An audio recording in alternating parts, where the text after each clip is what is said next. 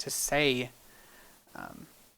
Let's do this. Spawning in the top left position of the map that is Acheron Wastes, as our red Protoss player coming in, trying to swing things back for Mouz, currently down 1-2 in this best of 9 Acer TeamStory Cup match. It is MaNa. And spawning in the bottom right position as our blue Protoss player coming in for MVP. He's actually knocked off a couple players already. It is Lure. So, we saw Lure demonstrate pretty damn good timings and control in his map against Hope. We saw him show incredible composure in the last game against Illusion, and I gotta say, I didn't know too much about Lure specifically going into this match, but so far he has proven to be a very competent opponent. However, that does not decrease the weight, metaphorically speaking, of course, of MaNa. Not a big guy at all. A really big heavyweight contender. Played GSL Code S. Very good Polish Protoss. And if you guys haven't checked him out, MaNa, he does quite a bit of foreign tournaments. He's one of the more well-known guys. If you haven't heard of him, I'm actually, it's a little bit surprising at this point. If you're not familiar with the European scene, though, he is one of the top dogs, one of the few guys that people will really bet on against Koreans. So he's definitely a force to be reckoned with. And PvP on this map, anything really goes. There's a pretty reasonable amount of space for blink usage, of course, and as well as the airspace being used for potential oracle play. All sorts of openings are viable. And, of course, we could just see a very standard 3-stalker rush or something like that, since the walking distance between the main bases isn't terribly far either. Now, both players are actually step in step so far. Gas geysers and cybernetic scores going at the same exact times. And nothing really unusual about the way that either of these guys are playing, keeping the pylons behind the mineral line as a reserve. But now we see second gateway coming up here for Lure, and actually MaNa will get a second gateway as well. This could be timed out, basically, so that as soon as the cybernetic score finishes, he starts a stalker. And when this gateway is done, the second one, he starts another stalker, and basically just goes for a really quick 3 stalkers, which is super popular. We'll have to see if that's exactly what he wants to do. Stalker is on the way for MaNa and Lure, respectively. Warp Gate as well. Neither player choosing to open with a Mothership Core. Sometimes we see this come out a little bit later. The Time Warp and just a tiny bit of extra DPS can really make the difference in Stalker versus Stalker battles. So I feel like from these openers that we're seeing out of these players, very popularly, we see Twilight Councils come in for Blink, just to use the fact that you already have Stalkers. And actually both players are going to get Mothership Cores to follow this up. So yeah, they're just going to get their 2 Stalkers, then get the Mothership Core, possibly go for some pressure. And it looks like both players are just kind of textbook following each other step by step. But MaNa is getting his Stalkers a little bit later. He's actually chosen to get the Mothership Core first. Not a huge deal. But he might be a little bit hard-pressed to hold this. By the time the Stalkers reach the other side of the map, though, the Stalkers will be done for MaNa, so it's not a big deal, really. Warp Gate timing, actually, is pretty significantly ahead for Lure, though. He's actually almost a whole half a minute. So MaNa getting an out pylon in his natural. We could see Lure get a pylon. His Warp Gate will be done fast enough that he could try to put on some pressure. He's going to get a sentry back at home. MaNa's going to get a sentry. To follow this up with, as well as another Stalker. He's looking around for proxy pylons, and the Mothership Core does give high ground vision. He will be able to kill Lure's proxy towards this the west tower. And we do have a Twilight Council now coming in for Lure, so he is likely going to go for some kind of blink play. He has a 3rd gateway. We could see him go for something like Dark Templar, but at this point, it's just a little bit too late. MaNa is going to be getting a robotics facility now, which is basically going to allow him to get Immortals. He can get an Observer to scout. And, of course, with the 3rd gateway, extra unit production. The real question becomes now, which player is going to try to expand first? MaNa is not a guy that is scared to try to expand in PvP. But, of course, being careful is quite a virtue in this matchup, considering just how volatile PvP can be sometimes. Greatly improved in Heart of the Swarm, though, with the use of the Mothership Core. But, well, we're going to have to see just how early someone wants to try to take another base. It does look like Lure, with only 3 gateways, could try to bank up some minerals behind this, maybe expand. And that's actually exactly what he's going to do. So Nexus coming up for Lure, and at the same time, we actually have a Nexus for MaNa. And this is, you know, it's kind of like the ideal situation for both players is that they both expand, because if only one of them expands, it can actually be very, very difficult to hold an Immortal timing. For example, MaNa could have just Chrono Boosted out an Immortal instead of an Observer and just got out a bunch of Zealots and tried to push and just kill this Nexus. And MaNa's actually being this a little bit cautiously. He's keeping some Stalkers in his main base. He wants to watch out for any possible Oracle play. Same thing here, actually, for Lure. And Lure's Blink is about halfway done. And so the way that Lure is using his Blink, he basically wants to have the option to be a little bit more cost-effective if MaNa was one-basing, or if MaNa was trying to just kill Lure very early on. So, not a bad decision. And like this, using the Hallucinated Phoenix to go scout. MaNa will be able to see everything that Lure is up to. Doesn't spot the Twilight Council, though. Goodness. Now he does see this many Stalkers, though. It's got to be Blink. No one builds this many Stalkers just for no reason. But I actually don't think he saw the expansion. Neither players have actually scouted the other's Expo. Does see a Proxy Pylon there. And, well, we do have an Immortal out. We have another Immortal coming out as well for MaNa. He's beginning to transfer some probes down to his natural. And Lure, he's going to push up here. And I have to say, though, he doesn't actually have anything to spot high ground. He can use a hallucination for that. He will want to keep it alive just specifically for that purpose. And MaNa does now scout the expansion. The hallucination for Lure will scout that. And he basically wants to blink Stalkers up here. He's only going to send 3. He wants to send at least 4. 4 Stalkers is the precise number you need to one-shot probes. But with the hallucinations dead, will lose a Stalker. Tries to force field these on the bottom of the ramp and keep them from getting away. But he will not be able to catch those. And right now, the pretty significant tech lead for MaNa, having the Immortals out like this at this point in the game, he has so much more firepower versus Stalkers. They, of course, deal 50 damage to Armored. That's what Stalkers are. And he's going to move in. He takes a pot shot at the Immortal. Actually cleans most of the shields off. With the hardened shields, it can only take 10 damage from a Stalker. And then he just blinks back. So he's just trying to be cost-effective here. And maybe he wants to try to dip in again. But the Immortal's shields are going to regenerate. Nothing big. MaNa, though, he knows where the Stalkers are. He has the Observer positioned over him. And Lure, though, he's going for a much, much, much faster robotics bay. Perhaps MaNa thinks that Lure is a guy that likes to go for the Sky play. He is going for a pretty quick Templar Archives.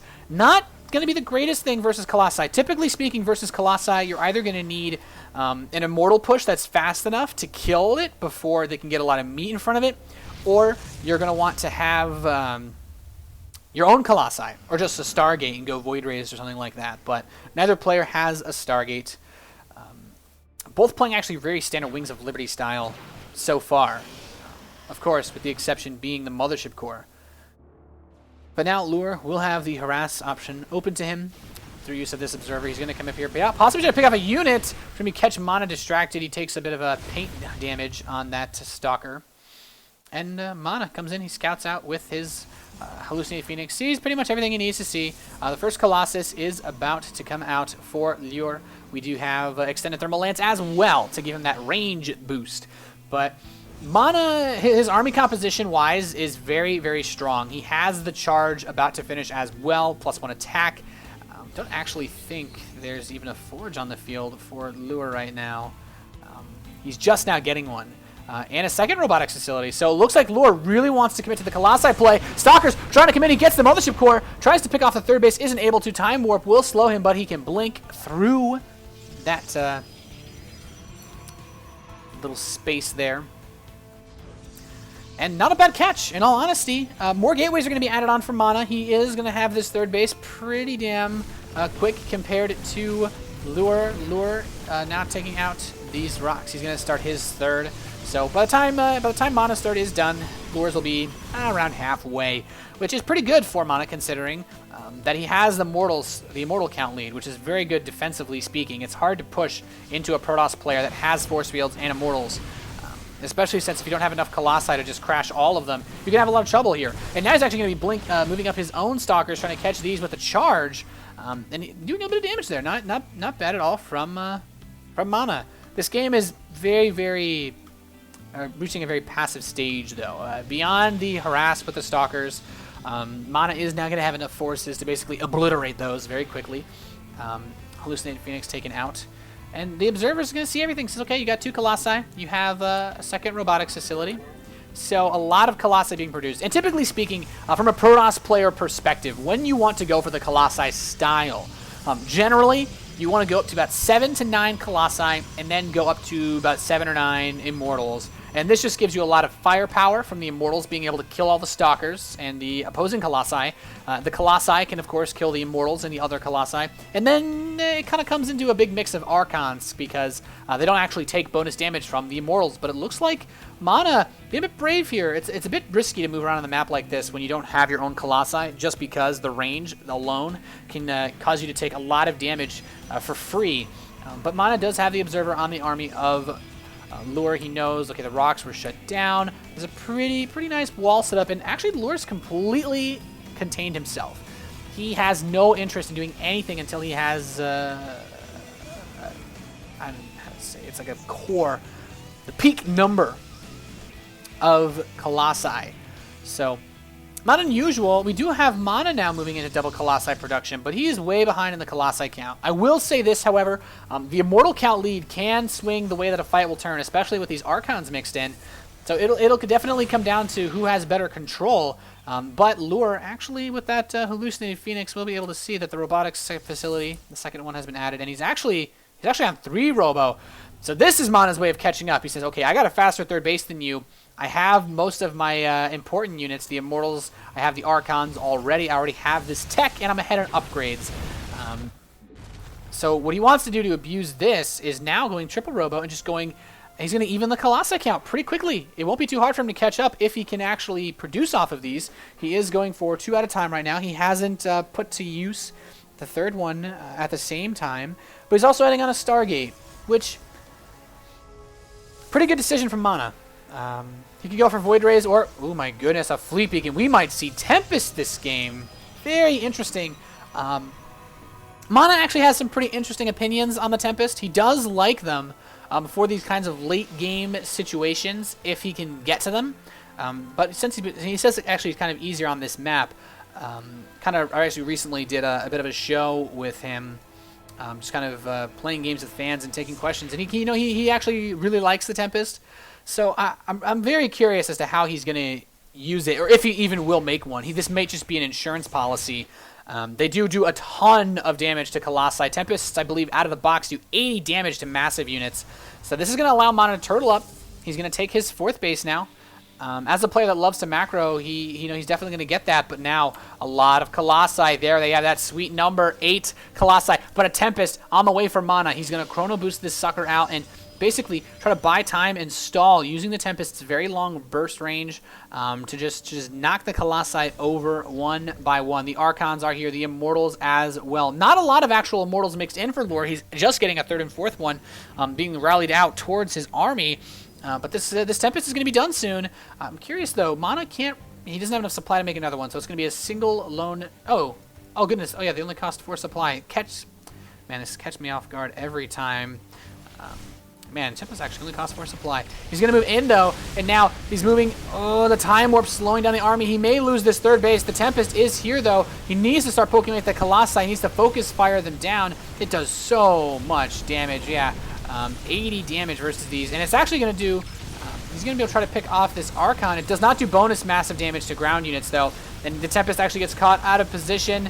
Oh my goodness, there's so many Colossi here for Lure. MaNa dipping in supply very quickly. He's lost his 3rd. It doesn't look like he has a good position with his Colossi. Lure, MaNa's going to try to whip in some more Zealots, but another Time Warp from Lure, preventing him from advancing on his position. A bit of a Zealot harass. We'll be able to shut down the 4th base of Lure at the same time. So both players on equal base count. The Tempest now in here for MaNa. It's going to be able to throw in a ton of extra damage. Might even be able to pick off 2 of these weak Colossi. And right now, MaNa needs as much time as possible. Allow this Tempest to abuse its range. Pick these units off. He's now killed 2 of the Colossi. I'm going to warp in a good number of Zealots and Stalkers. He has this fresh base mining on the left. If he can maintain his economy and hold this attack, he's not out of this game by any means, guys. He is continuing to produce the Tempest. And Lure, though, he's going to add on Archons. He can add in additional Stalkers if he wants to. There are no more Immortals in this army composition. Actually, just a single Immortal. So he has lost the majority of his firepower versus Stalkers. The Colossi can fare pretty well against him. He does have the +3 attack, but very interested to see how these Tempests are going to shape the future battles. Even down in supply, Tempest very cost-effective versus Colossi. And that's not just because Colossi can't attack them. It's just that huge amount of range. The Zealot does come in here, get a bit more pokes. And, well, the 4th Nexus restarted for Lure. And, yeah, he's just continuing to chrono out these Tempest. Very, very not as commonly seen unit composition here from our Polish Protoss. And we do now have, he's moving up here with these Archons. He's bringing his forces over. He wants to try to deny this base. It has been restarted. MaNa, though, where are all the Tempest? Oh, he's brought them to the side. He's actually flanking him with them. Oh, we might be able to kill one of these Colossi. The Observer spotting for the Tempest. MaNa's able to do so much damage, picking a Colossi off for free before the fight even starts. He's so close to bringing the supply even, but now it looks like Lure going in. He's going to try to take him out. He's trying to kite behind the Tempest. He takes out another one of the Colossi, but the Archons are just tanking so much. Is it going to be enough? I'm not sure. The Tempest, so much damage versus the Colossi. MaNa bringing the supply very, very close. He actually might be able to take a supply lead here. The Immortals, though, for Lure getting in so close. It's such a difficult position to call. MaNa doing so much damage. He is still down in supply, but just barely. His Immortal going to take out the last Colossus of Lure. No, he will be shut down, but MaNa does win the fight somehow with the supply lead. Oh my god.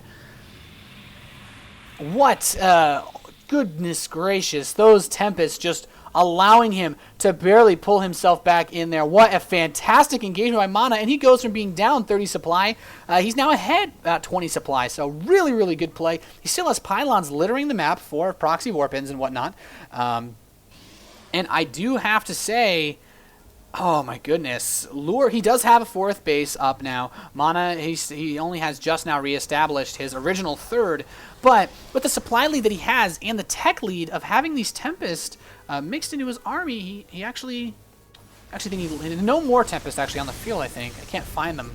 He doesn't actually have any left, but he's going to go back into the production, and it's having that infrastructure available to him that is really going to allow him to just take engagement so damn well. And we're seeing Lure, he's just building more Colossi because, well, he lost all of his. MaNa still has 3 Colossi on the field with that +3 attack, very, very strong. He's going to check for a base in the bottom left side. He wants to catch these charge lots as well, trying to go for some kind of a run by. And man, this is a pretty tricky spot for Lure. The issue here is his Colossi count is really low. He doesn't have the superpower supply lead that he did previously. So what this is going to do now is make these Tempest even more valuable. MaNa might just be able to just easily win the fight because of these. And instead of making a tremendous comeback, now he's just going to be able to beat him into the ground, it seems, if Lure doesn't properly respond to these. And the Tempest is so hard to deal with because you have to get up close and personal to them. Which requires either Void Rays or your own Tempest, and then the Archons come into play, and don't even think about trying to get close to them with Stalkers, because, I mean, you got the Colossi to take care of those, so Zealot run by, gonna be shut down for the most part. MaNa needs to get these probes mining, a bit of a misclick here. He is gonna go for another Zealot run by on the left side. There are Zealots here for MaNa, though, to deal with this, and let's just look at a couple of numbers. Total probes killed, 32 by Lure. He dealt so much damage earlier on, but now probe count's about even, 64 to 60. And this is really just a testament to MaNa's control. He has not given up hope at all in this game. Really just blowing me away, at least. I don't know about you guys, but this has been a pretty sick game, and it looks like MaNa wants to try to end it here. Zealot, Archon, Colossi is the composition of choice for Lure, but MaNa going for the Colossi, Archon, Tempest. And you know what? He only has 2 Tempest with this army right now. But that is so much extra DPS if he can focus down these Colossi. He's getting a great engagement here. Pretty good arc. Picking off a straggling Colossi. And MaNa already looking very good ahead in this fight. And look at this, the Observer on the Colossi. He can use the 15 range. He's not even fighting him yet. Another Colossi does go down, and the Tempest just need to focus fire down, stutter step the Colossi back. And goodness gracious, MaNa may have done it. Will he be able to tie things up, bring another win for Mouz Esports? He's pushing Lure back into his natural expansion. We do have the Tempest continuing to press forward, and the Colossi all tumble for Lure, dipping below 100 supply. There's the GG. MaNa with a tremendous comeback and use of unit composition has secured a second win, tying this best of 9 match against MVP. Wow. You know, one of the reasons why Blizzard put the Tempest into Heart of the Swarm was to help stop this death ball of Colossi.